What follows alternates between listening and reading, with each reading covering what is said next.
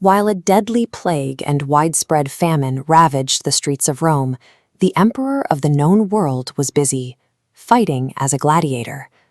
Commodus fought in the games over 700 times, specifically choosing the armor of a secutor, a heavily outfitted fighter who would relentlessly pursue his unarmored, often wretched opponents to secure a brutal execution. He demanded the Senate recognize him as a living god.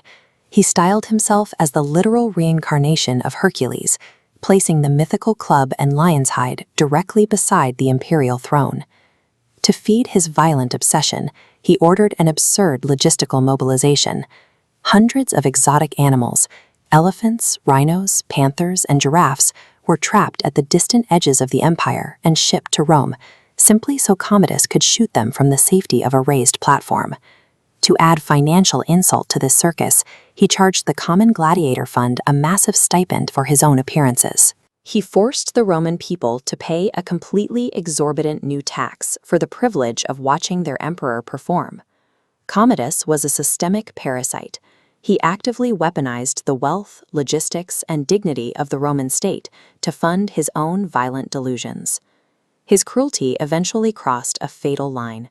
His most favored concubine, Marcia, his chamberlain, and his praetorian prefect discovered they were slated to be his very next victims. They acted first. After Marcia presented him with a cup of poisoned wine, a professional wrestler was sent into his bedchamber to strangle the drunken emperor in the dark. This chart shows the devastating financial toll of his reign.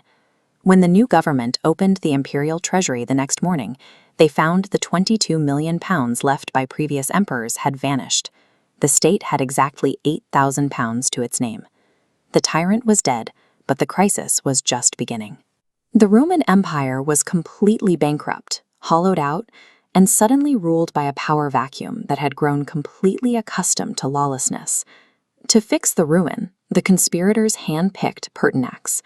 He was an older, self-made military man, a disciplined former teacher who had worked his way up to govern multiple provinces. Before dawn, the Roman Senate hastily assembled here at the Curia Julia. In a state of euphoric relief, they officially confirmed Pertinax as emperor and formally damned the memory of Commodus. Pertinax immediately set boundaries. On his first day, he legally signed over his private fortune to his family and refused them imperial titles, ensuring a strict firewall between his personal wealth and the state's resources. He represented a highly rational, desperate attempt to cure the diseased empire. He wanted to revert to the strict, dutiful leadership that had built Rome in the first place. Facing an empty treasury, Pertinax implemented aggressive austerity measures. He immediately audited the bloated imperial household and slashed its operating budget by a staggering 50%. Then he liquidated the absurd assets of the previous regime. He organized a massive public auction to sell off Commodus's custom-built chariots, his superfluous silk wardrobes, and his silver plate.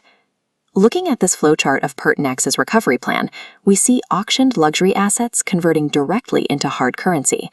He used this immediate revenue stream to pay off massive state debts, fund the military's expected bonuses, and cancel all the oppressive taxes Commodus had invented. To combat the ongoing famine, he introduced sweeping land reform. Pertinax granted any uncultivated Italian or provincial lands to whoever was willing to farm them, backing the offer with a 10-year exemption from taxes. In just 86 days, Pertinax executed a miraculous economic turnaround. He proved the Roman economy was entirely salvageable through strict auditing and rational policy. A looming threat to this recovery remained: the Praetorian Guard. While citizens rejoiced, these elite soldiers grew angry. The Guard had thrived on Commodus's lawless bribes. They viewed Pertinax's strict discipline not as a necessary fix, but a direct attack on their lucrative lifestyle. This was the core tragedy of the reform. The exact policies required to save the Roman state were precisely what made Pertinax the mortal enemy of the empire's own military muscle. On the 28th of March, his 86th day in power, the friction ignited. At high noon, a mob of 300 desperate Praetorian guards marched with drawn weapons toward the imperial palace. They met no resistance. Palace servants loyal to the old corrupt regime willingly opened the heavy gates, allowing the armed mob to pour inside. But Pertinax refused to flee or hide. He advanced to meet his assassins head-on, attempting to reason with them, relying entirely on his own innocence and the sheer majesty of his office to stop the mutiny. The soldiers hesitated, shamed by his calm authority. Then a barbarian guardsman struck the first fatal blow. Pertinax fell, and his head was soon paraded through the streets of Rome on the tip of a lance. His murder offers a brutal lesson in political decay. A corrupted system cannot be saved simply by placing a virtuous, highly competent leader at the top. When a state's foundational institutions prefer profitable chaos over the rule of law, the empire is already dead. Marcus Aurelius represents the peak of Stoic leadership, a ruler of immense power who remained grounded in logic and self-discipline. Yet his greatest virtue was also his primary defect, an unsuspecting goodness of heart that made him blind to the rot within his own inner circle. Marcus allowed his personal affections to override his public duty. He lavished honors and wealth on his wife and brother, despite their blatant vices, creating a culture of indulgence that ultimately injured the state he spent his life trying to protect. That pattern of partiality reached its breaking point when he designated his son, Commodus, as his successor. At just 15, Commodus became the first emperor born in the purple, raised with the absolute certainty that the world belonged to him, without ever having to earn it. Nature had formed the boy with a weak rather than a wicked disposition. He arrived on the throne characterized by simplicity and timidity, a blank slate of a teenager who was far more interested in his own leisure than in the bloody work of tyranny. Placing absolute authority into the hands of a weak-willed teenager creates a unique political vacuum. In a centralized monarchy, a ruler who lacks the internal strength to govern becomes a tool for whoever can whisper the most effectively, turning the throne into a prize for the most ambitious sycophants in the room. Commodus's first act as emperor was to abandon his father's grueling campaigns on the Danube. He traded the hardships of a military camp for the refined pleasures of Rome, prioritizing his own comfort over the strategic security of the empire. For 3 years, the Roman state operated on a sort of institutional momentum.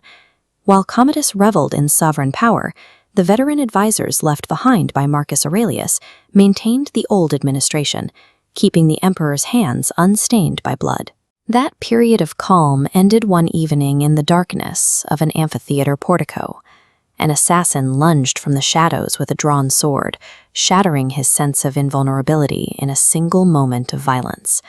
The attacker screamed, "The Senate sends you this," but the exclamation gave the guards time to intervene. The plot failed, but the words left an indelible mark on a young man already prone to fear. The investigation revealed the mastermind was the emperor's own sister, Lucilla. Driven by jealousy, she weaponized her brother's inner circle against him. The words of the assassin fueled suspicion of everyone around him, turning his baseline anxiety into a reflexive need for survival that would define his reign. Commodus viewed the entire Senate through the lens of that failed assassination. The assembly his father treated as the Great Council was now, in his eyes, a den of secret enemies waiting for another dark hallway. This diagram reveals the delator incentive loop. Wealth stimulated a deadly cycle. An accusation led to execution, transferring the victim's fortune to the informer and the state. Excellence became a liability. Rigid virtue or a history of distinguished service was now a capital offense. This atmosphere of suspicion led to the death of the Quintilian brothers. Maximus and Condianus were celebrated for their joint service to the empire, but their very virtues made them a perceived threat to a paranoid ruler. They were united in death simply because they were too well respected to live. The cruelty that began as a defensive reflex gradually hardened into a habit of governing. Once Commodus saw that blood could buy him a temporary sense of security, he became incapable of ruling with anything else. Paralyzed by the fear of his own subjects, Commodus retreated further into a private world of luxury and blood sports. He abandoned the public business of the empire to focus entirely on his own safety. He devolved the day-to-day operations of the state to a deputy named Perennis. This ambitious minister used the emperor's absence to amass a fortune through extortion, acting as the instrument of cruelty. The brittleness of this system was exposed when 1,500 soldiers from the legions in Britain marched to the gates of Rome. They demanded the death of Perennis, and Commodus, terrified by the mob, immediately sacrificed his minister. Perennis was replaced by Cleander, a former slave from Phrygia. Cleander's influence over the emperor was even more absolute because he lacked any virtue or ability that might trigger the emperor's envy or distrust. Cleander turned the Roman state into a commercial enterprise. He put consulships, patrician titles, and senate seats up for public auction, sharing the spoils with the very people he was supposed to regulate. The Roman state was systematically dismantled by the men Commodus used as shields. By hiding from his responsibilities, the emperor allowed his own deputies to sell off the institutional integrity of the empire to the highest bidder. This chart illustrates the institutional erosion that took place in a few short years. The stability achieved by the 5 good emperors was replaced by a rapid turnover of officials and a sharp increase in state violence that would be bullied into submission through the threat of force. The collapse of Roman stability was the direct result of a ruler who was too timid to govern and too frightened to trust. Rome suffered the consequences of a vacuum at the heart of the empire, filled only by the opportunistic greed of the emperor's favorites. In an absolute system, the most profound danger isn't always the presence of a strong tyrant. It is often the presence of a weak, paranoid center that abandons its duty, leaving the machinery of the state to be picked apart by those who feed on its decay.